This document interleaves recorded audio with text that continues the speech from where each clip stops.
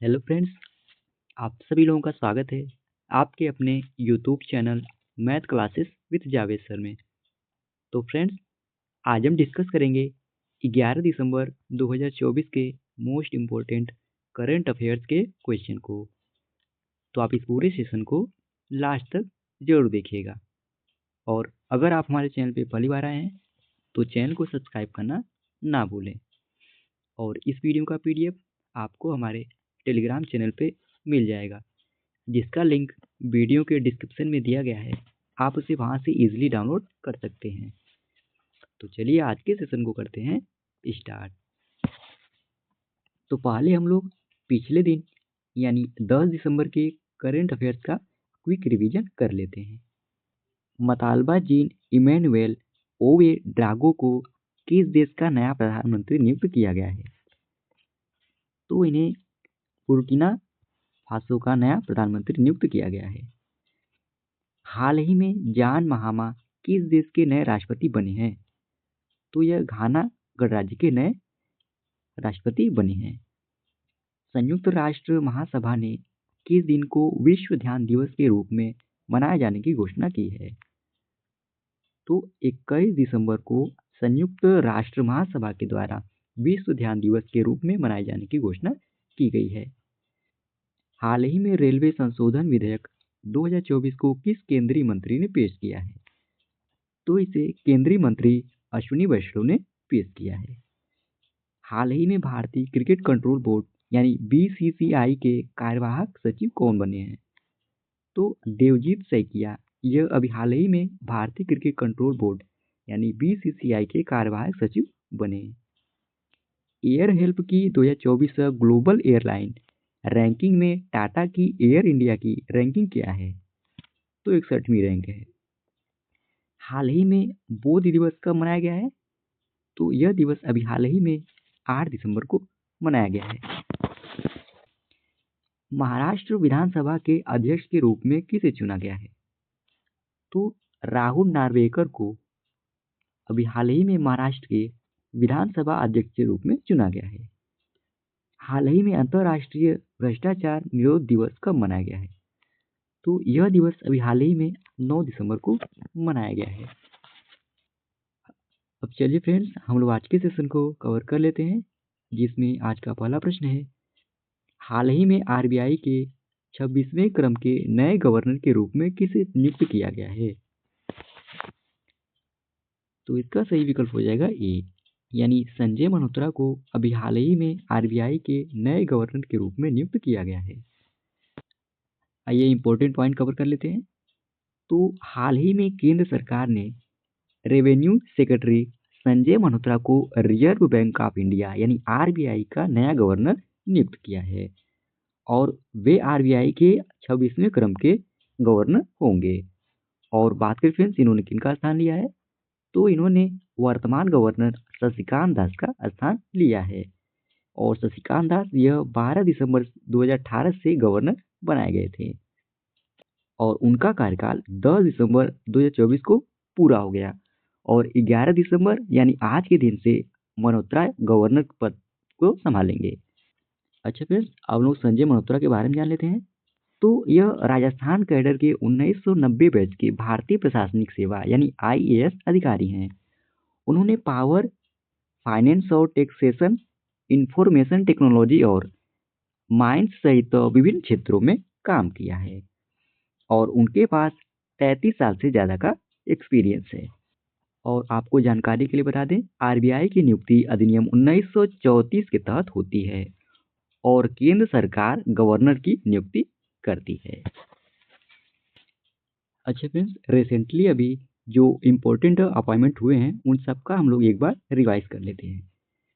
तो ब्रह्मोस एरोस्पेस के प्रमुख यह डॉक्टर जयतीर्थ राघवेंद्र जोशी बने हैं और 91वें क्रम के नए मुख्य न्यायाधीश न्यायमूर्ति संजीव खन्ना बने। केंद्रीय औद्योगिक सुरक्षा बल यानी सीआईएसएफ के 31वें क्रम के महानिदेशक राजविंदर सिंह भट्टी बने हैं और भारतीय सेना यानी इंडियन आर्मी के 30वें क्रम के प्रमुख जनरल उपेंद्र द्विवेदी बने हैं। भारतीय नौसेना यानी इंडियन नेवी के 26वें क्रम के प्रमुख के रूप में दिनेश कुमार त्रिपाठी ने पदभार संभाला। और वायुसेना के प्रमुख यानी इंडियन एयरफोर्स के प्रमुख का पदभार अमरप्रीत सिंह ने संभाला। राष्ट्रीय महिला आयोग की अध्यक्ष विजया किशोर राठकर बनी। और एसबीआई के चेयरमैन चल्ला श्रीनिवासु शेट्टी बने। और फिक्की के नए अध्यक्ष हर्षवर्धन अग्रवाल बने। और लोकपाल के नए अध्यक्ष एएम खान विलकर बने। और रेलवे बोर्ड के नए अध्यक्ष सतीश कुमार अभी हाल ही में बने हैं। अगला प्रश्न है, उत्तर प्रदेश में 2025 तक भारत का पहला एकीकृत अपशिष्ट प्रबंधन शहर सह शिक्षण केंद्र कहाँ स्थापित किया जाएगा?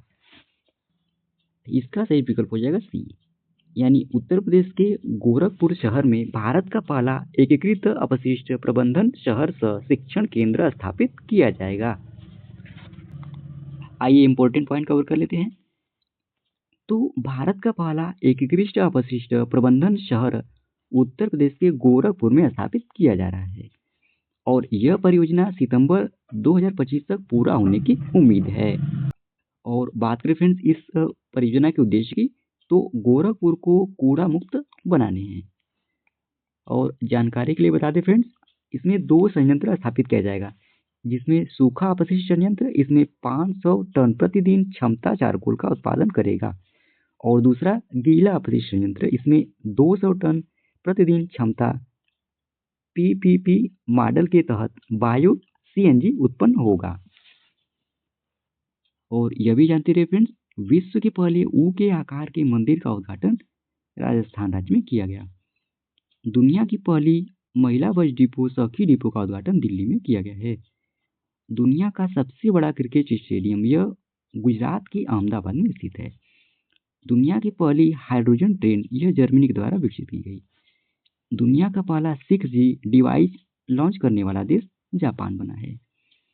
दुनिया की पहली वैदिक घड़ी विक्रम यह उज्जैन में स्थित है। दुनिया का पहला लकड़ी का सैटेलाइट लॉन्च करने वाला देश जापान बना है। दुनिया का पहला कृत्रिम सूर्य यह चीन के द्वारा बनाया गया है।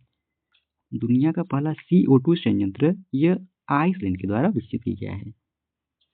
और दुनिया का पहला हाई एल्टीट्यूड वाला पैरा स्पोर्ट्स सेंटर यह लद्दाख के लेह में इसको बनाया जाएगा। अच्छा फ्रेंड्स, क्वेश्चन का टाइप उत्तर प्रदेश राज्य से रिलेटेड था, तो हम लोग उत्तर प्रदेश राज्य के बारे में भी जान लेते हैं। तो बात करें फ्रेंड्स उत्तर प्रदेश की स्थापना कब हुई थी, तो 24 जनवरी सन 1950 ईस्वी में उत्तर प्रदेश राज्य की स्थापना हुई थी। और उत्तर प्रदेश की राजधानी लखनऊ है। और उत्तर प्रदेश के वर्तमान मुख्यमंत्री योगी आदित्यनाथ हैं। उत्तर प्रदेश के वर्तमान राज्यपाल आनंदीबेन पटेल हैं। और यहाँ का राजकीय पशु बारहसिंगा है। यहाँ का राष्ट्रीय पक्षी सारस है। और यहाँ पर लोकसभा सीटों की संख्या 80 है। और यहाँ पर राज्यसभा सीटों की संख्या 31 है। और यहाँ पर टोटल कुल जिले कितने हैं, तो 75 जिले हैं। और कुल मंडलों की संख्या यहाँ पर 18 है। और ये फ्रेंड्स उत्तर प्रदेश राज्य का मैप। अगला प्रश्न है, हाल ही में महाराष्ट्र विधानसभा के अध्यक्ष के रूप में किसे चुना गया है?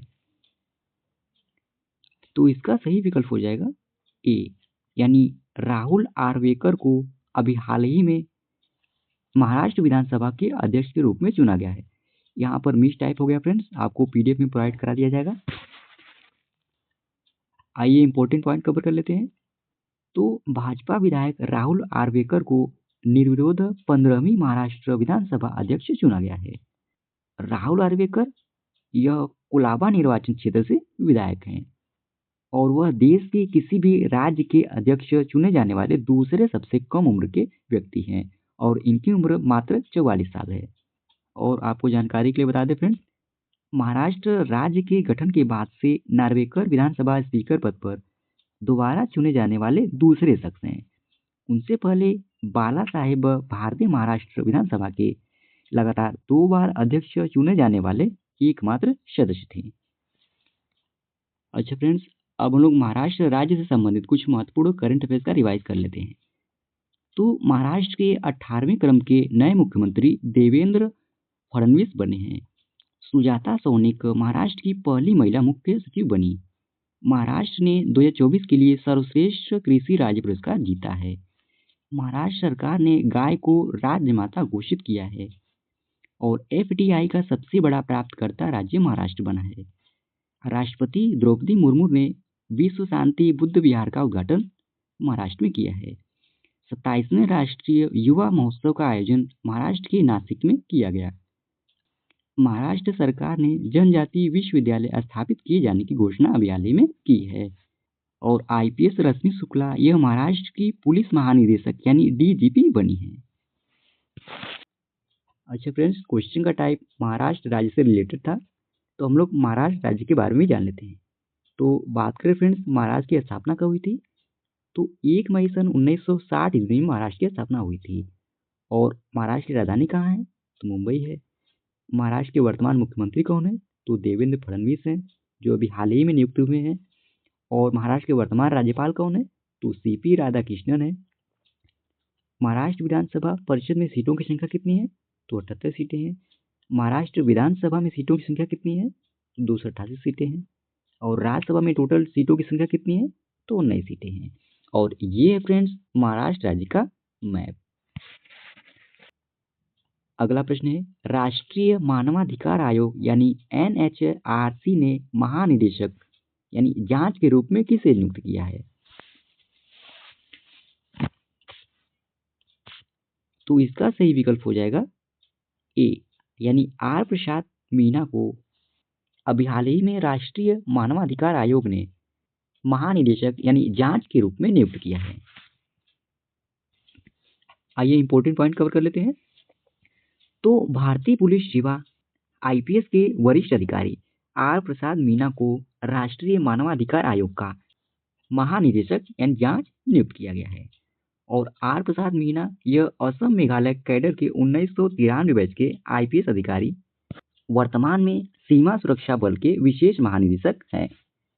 और आप लोग यह भी जानते रहे फ्रेंड्स, वह इस पद पर 31 जुलाई सन 2025 तक रहेंगे। अच्छा फ्रेंड्स, अब हम लोग राष्ट्रीय मानवाधिकार आयोग के बारे में जान लेते हैं।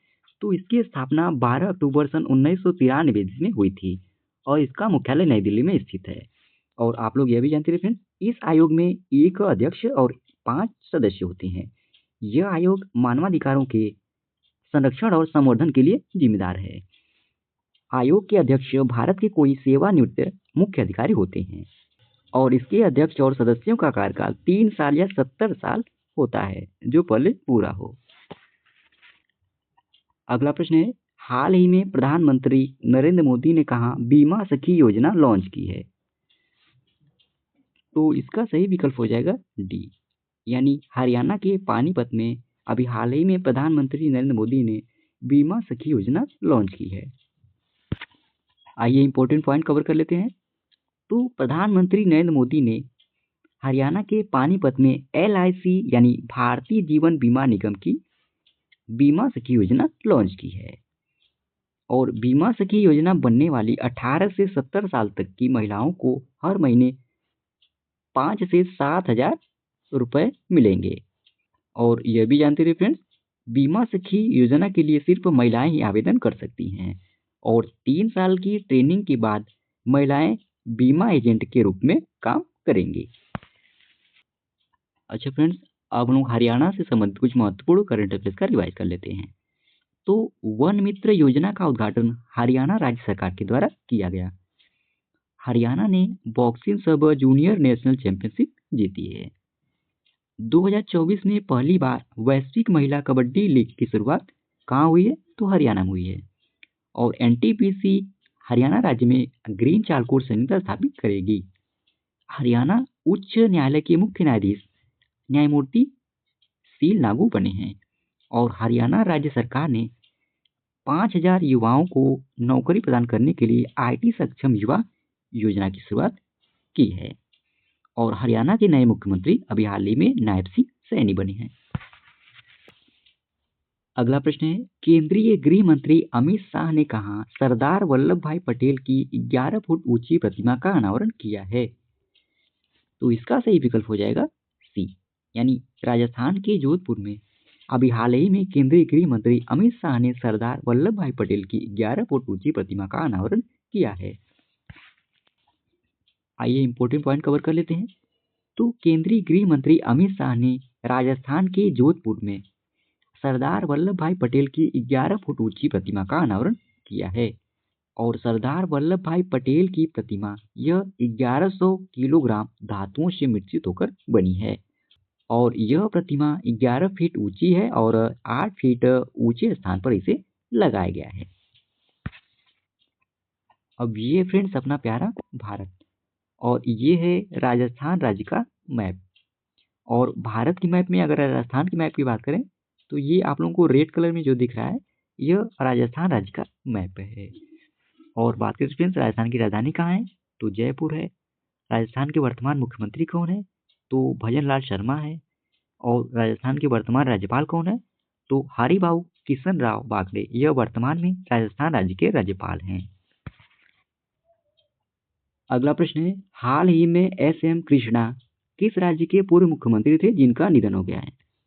तो इसका सही विकल्प हो जाएगा ए, यानी यह कर्नाटक राज्य के पूर्व मुख्यमंत्री थे जिनका अभी हाल ही में निधन हुआ है। आइए इंपॉर्टेंट पॉइंट कवर कर लेते हैं।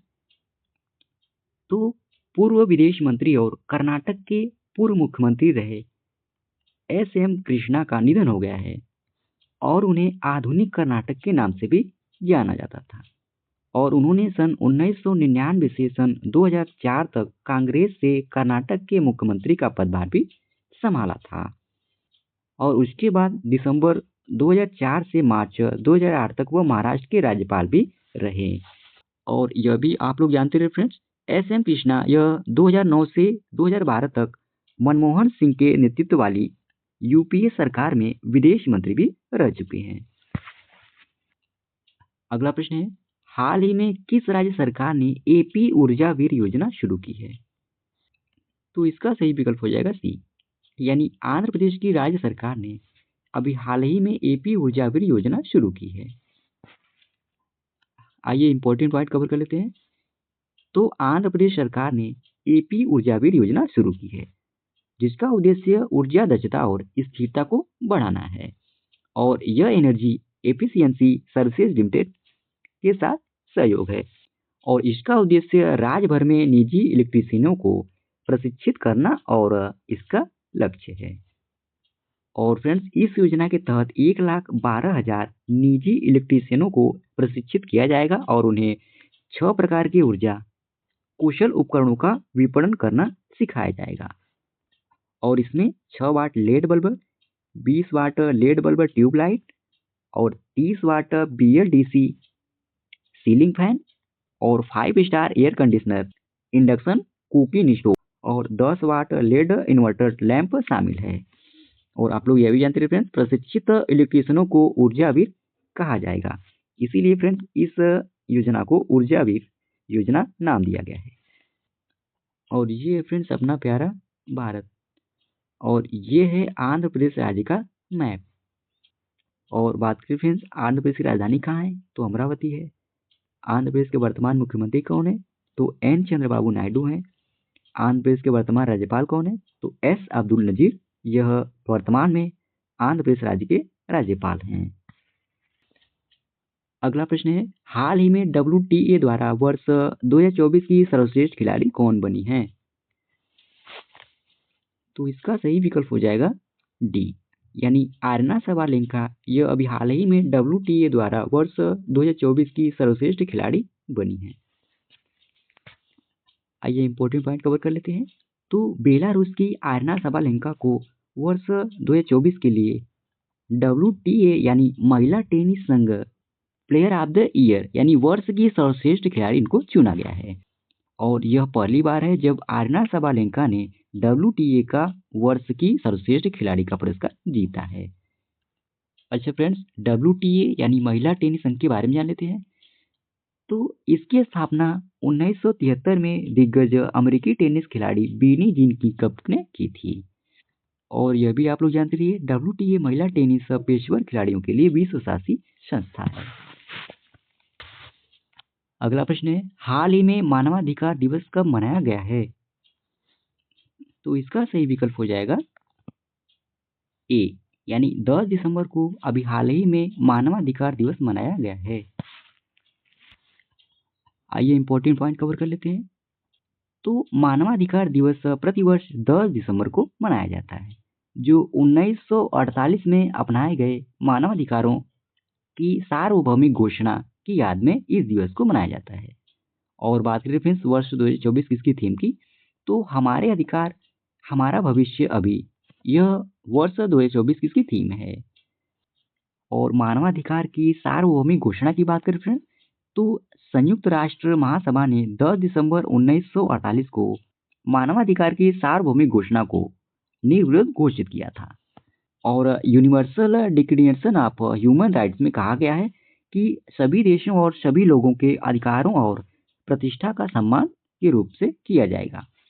और इसके तहत निम्नलिखित अधिकार प्राप्त हैं लोगों को, जिसमें सभी लोगों को शिक्षा का अधिकार, सभी लोगों को जीवन, आज़ादी और व्यक्तिगत सुरक्षा का अधिकार, सभी लोगों को किसी भी तरह से भेदभाव से बचाना चाहिए, सभी लोगों को राष्ट्रीयता का अधिकार है और वे इसे बदल सकते हैं, और सभी लोगों को वोट देने और अपने देश से शासन में हिस्सा लेने का भी अधिकार है।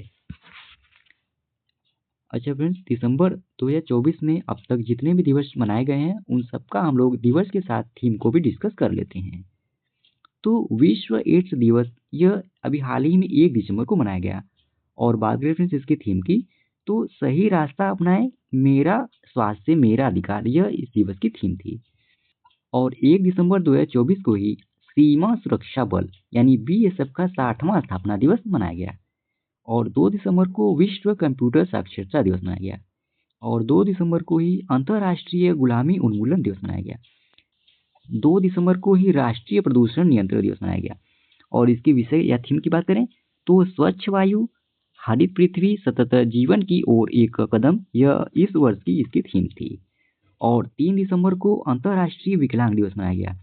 और इसकी थीम की बात करें तो एक समावेशी और टिकाऊ भविष्य के लिए विकलांग व्यक्तियों के नेतृत्व को बढ़ावा देना, यह इस दिवस की थीम थी। और भारतीय नौसेना दिवस यह 4 दिसंबर को मनाया गया। और इसकी थीम की बात करें तो नवाचारों और उद्देशीकरण के माध्यम से ताकत और शक्ति, यह इसकी थीम थी। और 4 दिसंबर को विश्व वन्यजीव संरक्षण दिवस मनाया गया। और 4 दिसंबर को ही अंतर्राष्ट्रीय चीता दिवस मनाया गया। और 5 दिसंबर को अंतर्राष्ट्रीय स्वयंसेवक दिवस मनाया गया।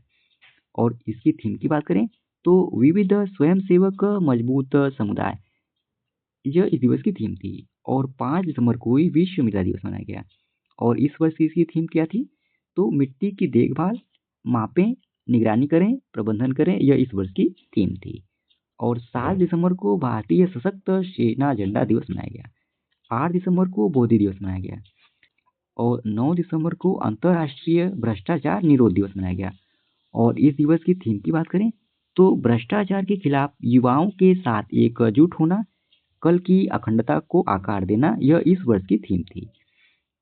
और 9 दिसंबर को अंतर्राष्ट्रीय नरसंहार पीड़ित स्मरण और रोकथाम दिवस के रूप में मनाया गया है। तो फ्रेंड्स, इसी प्रश्न के साथ ही ये आज का हमारा डेली करंट अफेयर्स का सेशन समाप्त होता है। आशा करते हैं आज का आपको सेशन अच्छा लगा होगा। और इस वीडियो का पीडीएफ आपको हमारे टेलीग्राम चैनल पे मिल जाएगा, जिसका लिंक वीडियो के डिस्क्रिप्शन में दिया गया है। आप उसे वहां से इजीली डाउनलोड कर सकते हैं। और लास्ट तक वीडियो में बने रहने के लिए धन्यवाद। तो आज के लिए इतना ही। जय हिंद, वंदे मातरम।